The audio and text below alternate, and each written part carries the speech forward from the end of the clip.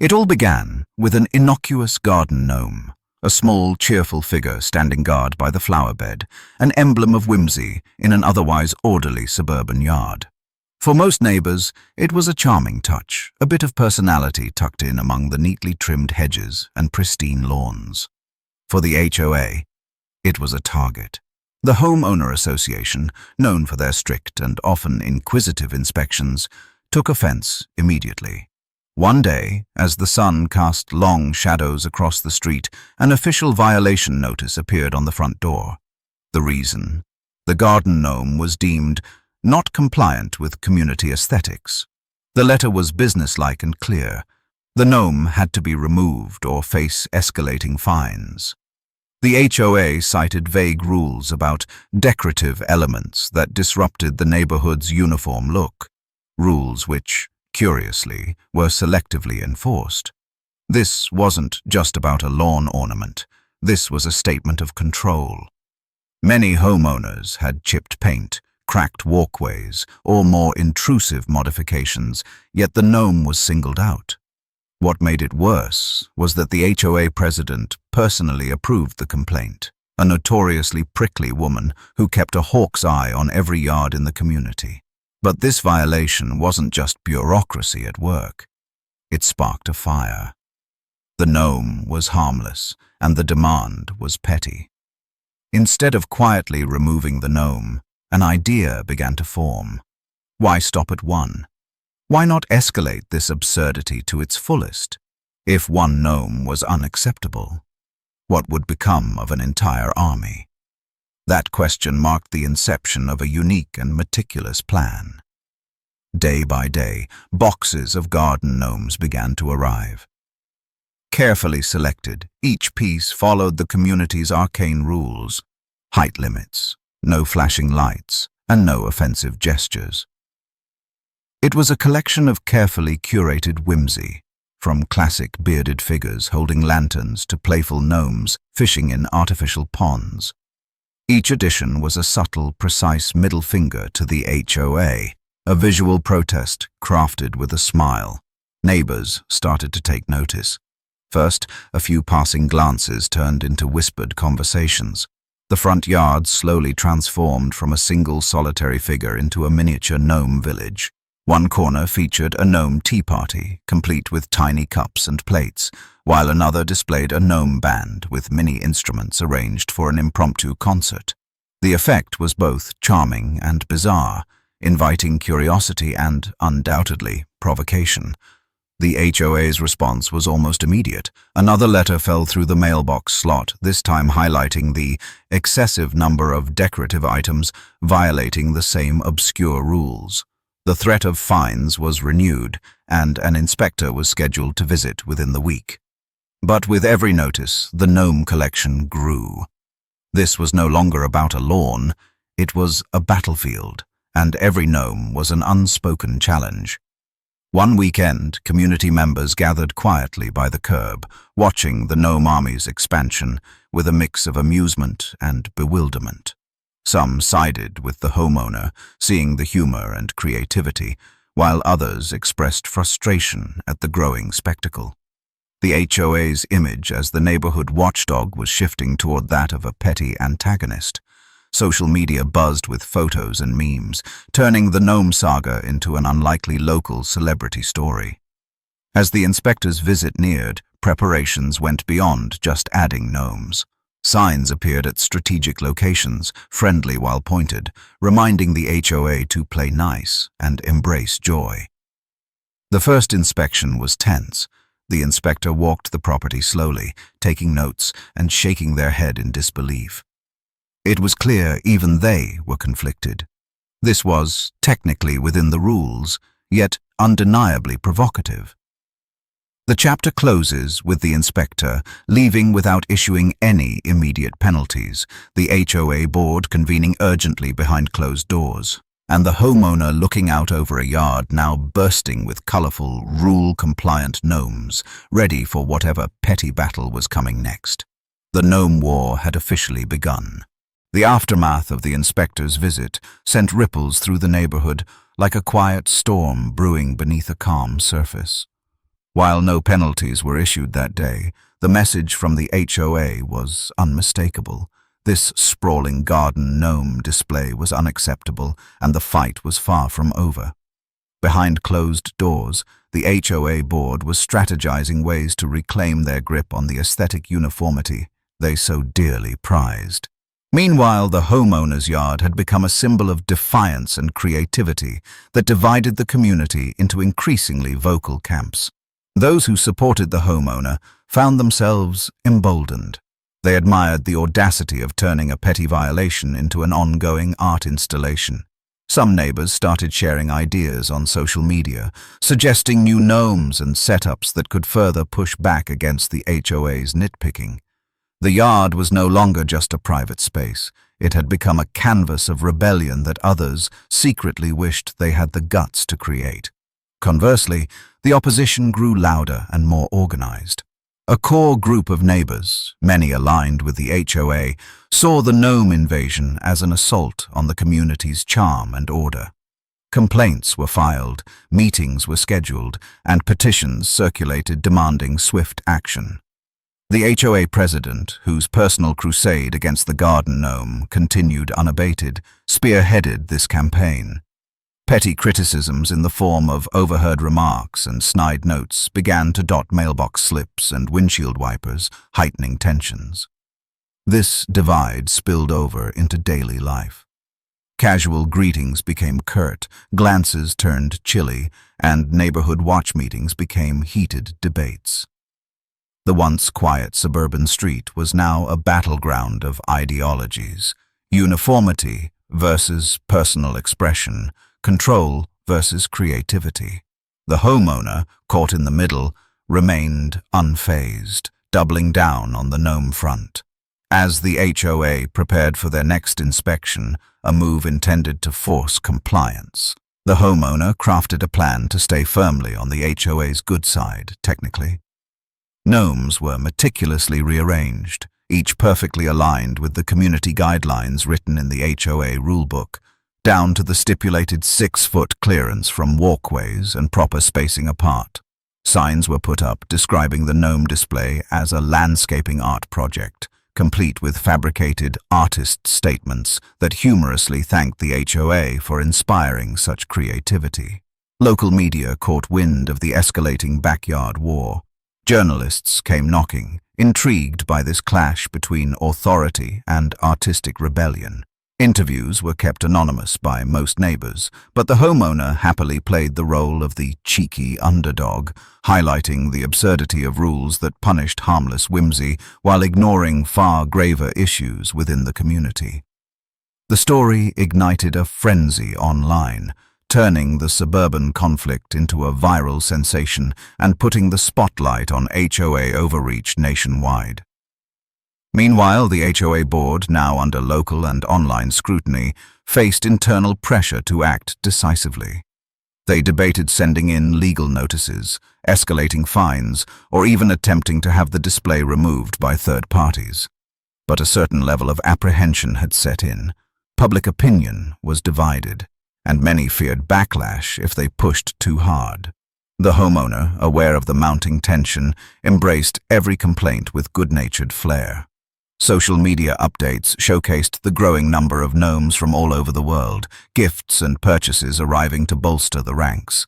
Children from neighboring houses were invited to gnome hunts, turning the contentious backyard into a community event that crossed lines of allegiance. By now, sneaky tactics emerged on both sides.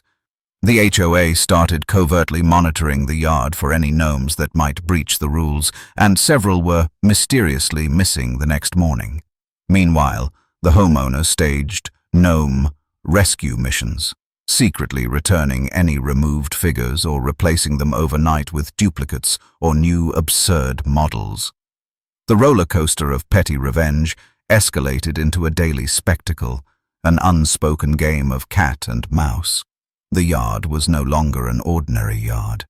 It was an evolving installation, an ongoing performance that captured the imagination of the community and viewers far beyond it. The gnomes became icons of resistance, crafting a narrative of clever persistence in the face of red tape and petty authoritarianism. As tensions reached their peak, the community braced for what everyone suspected was the inevitable showdown between the homeowner and the HOA's regulatory wrath. But little did they know, the homeowner had only just begun to unleash the most ridiculous phase of the Gnome saga. The stage was set for the next escalation. With tensions escalating and the community buzzing, the homeowner was ready to take the gnome battle to the next level. It was no longer just about compliance or whimsy. It was about turning the entire narrative into an epic, ongoing saga that the neighborhood and the internet would never forget. The stage was set for what the homeowner dubbed the Great Gnome Siege. The first move was to fortify the garden gnome army with ingenious defenses and clever additions.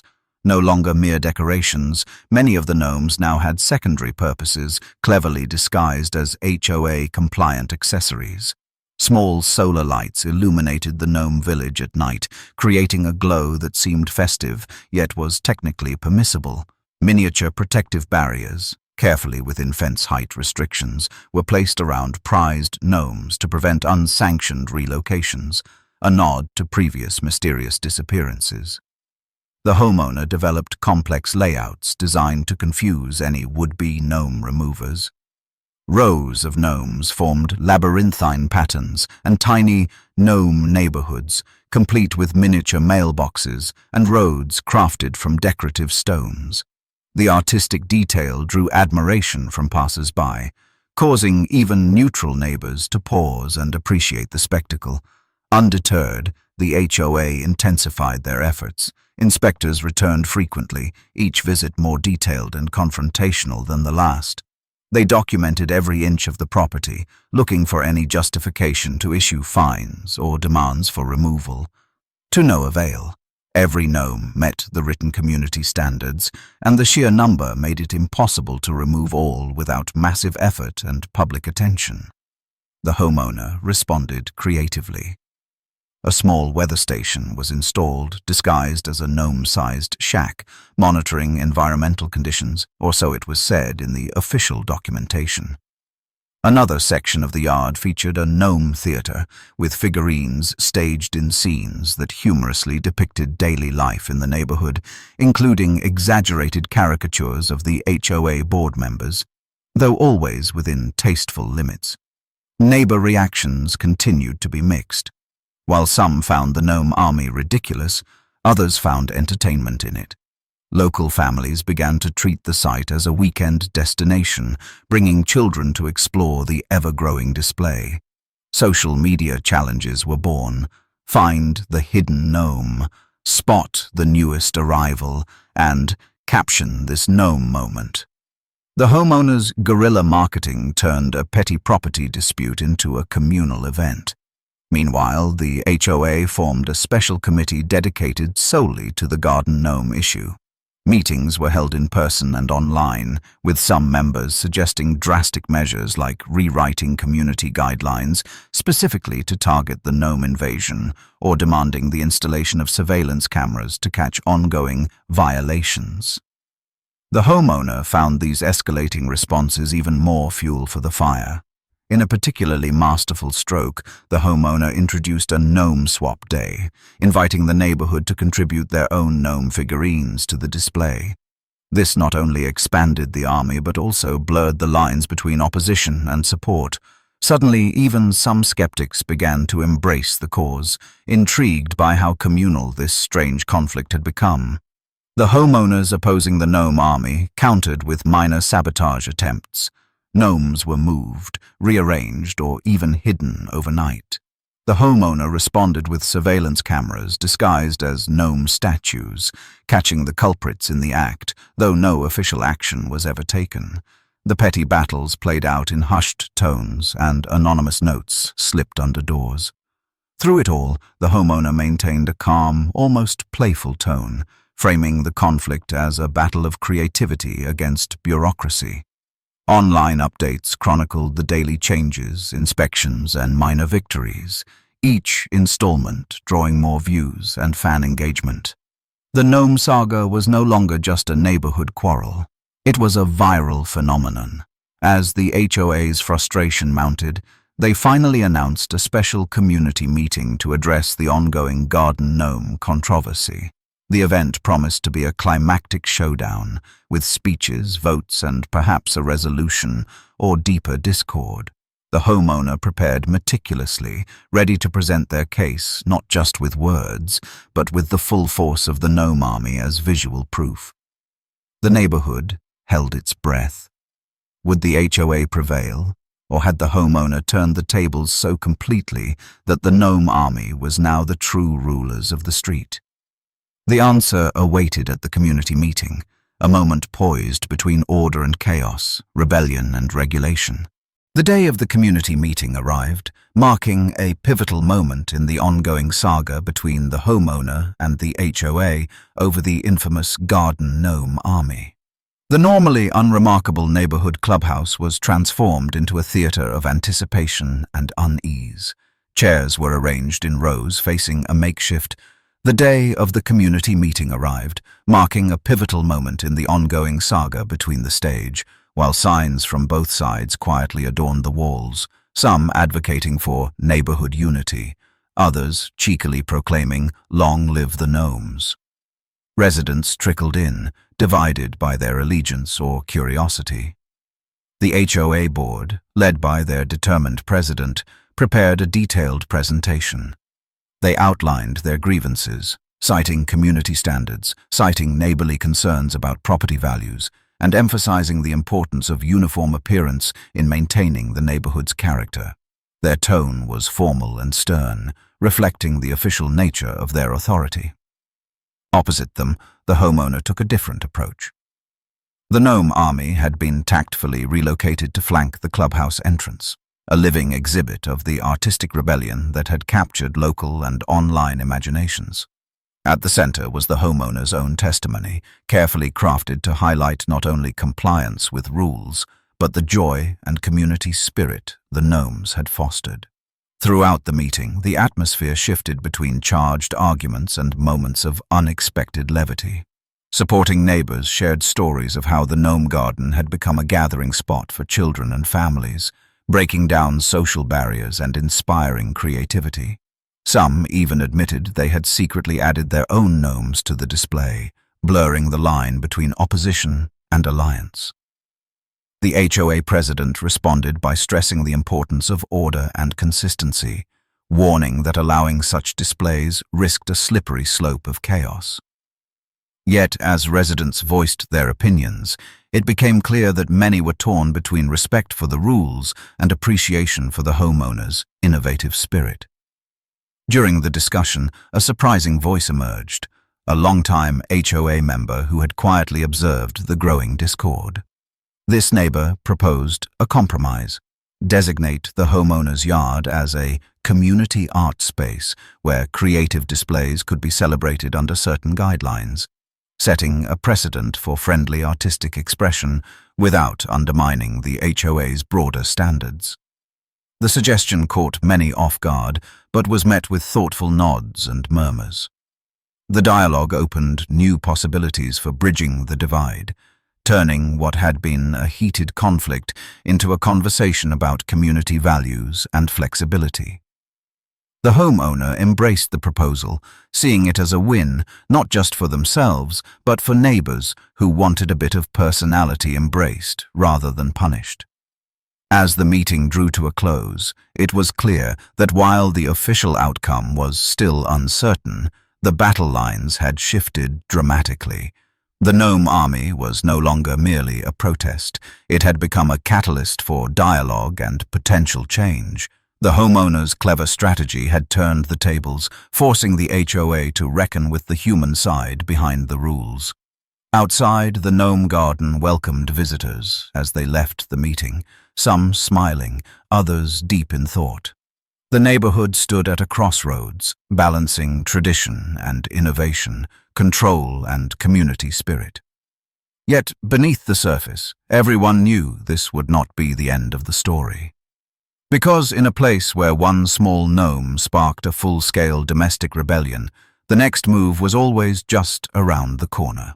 The community meeting's unexpected outcome seemed to momentarily ease the mounting tension, but the aftermath revealed a deeper and more complex layer of the ongoing garden gnome saga. The proposed compromise to designate the yard as a community art space was seen by many as a victory for creativity, but implementing this new status came with its own challenges and surprises.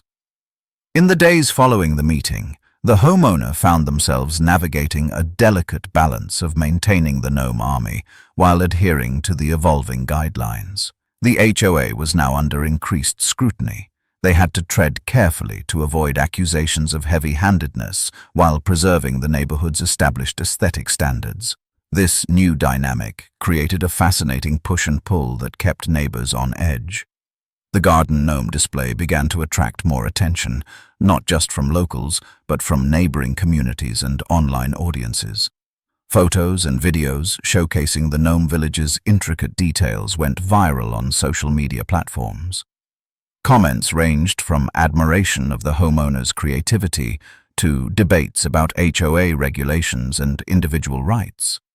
The homeowner seized this momentum, continuing to post updates with humorous captions and behind-the-scenes looks at their expanding army. Unexpected allies also emerged. Some neighbors, who had initially sided with the HOA, quietly shifted their stance after experiencing the charm and community spirit the gnome garden fostered. Children from various blocks organized gnome creation workshops, teaching younger residents how to craft their own miniature figures. Local businesses saw an opportunity, sponsoring small contests and donating supplies. The yard had transformed into a vibrant communal project, transcending its original purpose. However, not all developments were amicable. A faction of HOA board members remained staunchly opposed to the Gnome project, secretly plotting more aggressive tactics. Anonymous complaints were filed, questioning the legality of the newly minted community art space designation. Rumors of legal action circulated, threatening to drag the conflict into costly and public court battles. This faction viewed the homeowner's defiance as a dangerous precedent that could unravel HOA control over the community. In response, the homeowner devised new strategies. Subtle but clever modifications were made to the display to ensure full compliance with the written rules. Some gnomes were outfitted with tiny plaques bearing humorous legal references and approved by HOA stickers, mocking the bureaucratic nature of the dispute. These tongue-in-cheek elements further endeared the project to supporters while confounding critics. The homeowner also leveraged the growing media attention, granting interviews to local news stations and online influencers, turning the story into a broader commentary on community control, individual expression, and the often comical tension inherent in HOA governance. This public spotlight placed additional pressure on the HOA board, dividing them further and rallying public opinion behind the Gnome army. Behind the scenes, quiet negotiations unfolded. Meetings between the homeowner and conciliatory board members sought to find lasting solutions, exploring ways to formalize the community art space designation within HOA bylaws. These dialogues were cautious but promising, a stark contrast to the earlier confrontations. Nonetheless, the faction intent on curbing the project remained vigilant. One night, several gnomes from the far corner of the yard were vandalized, paint scratched and accessories stolen. Security footage captured shadowy figures, but revealed nothing conclusive. The homeowner promptly replaced the damaged gnomes with new, even more elaborate designs, turning the act of vandalism into another chapter of creative retaliation. As the homeowner surveyed the yard, now more a lively community landmark than a simple garden, it was clear the Gnome saga had evolved far beyond a single HOA dispute. It had become a story about resilience, creativity, and the unpredictable power of petty revenge to unite and divide neighbors. Yet even as new alliances formed and strategies blossomed, the shadow of conflict lingered. The homeowner knew that to truly win, the next moves had to be as clever and unexpected as those that had come before. And so, the Gnome army stood ready, its ranks growing not just in number, but in legend. The Garden Gnome saga, now a full-blown legend in the neighborhood, approached its climax with a crescendo of strategic moves, resolutions, and unexpected revelations. The homeowner stood at the center of a story that had sparked laughter, heated debates, and even moments of genuine community bonding. But every saga needs its finale, and this one was no exception. With the community art space officially recognized within revised HOA guidelines, a testament to months of negotiation, the homeowner saw an opportunity to solidify the Gnome Army's legacy. This was not just a victory for one yard, but for creative expression across the neighborhood.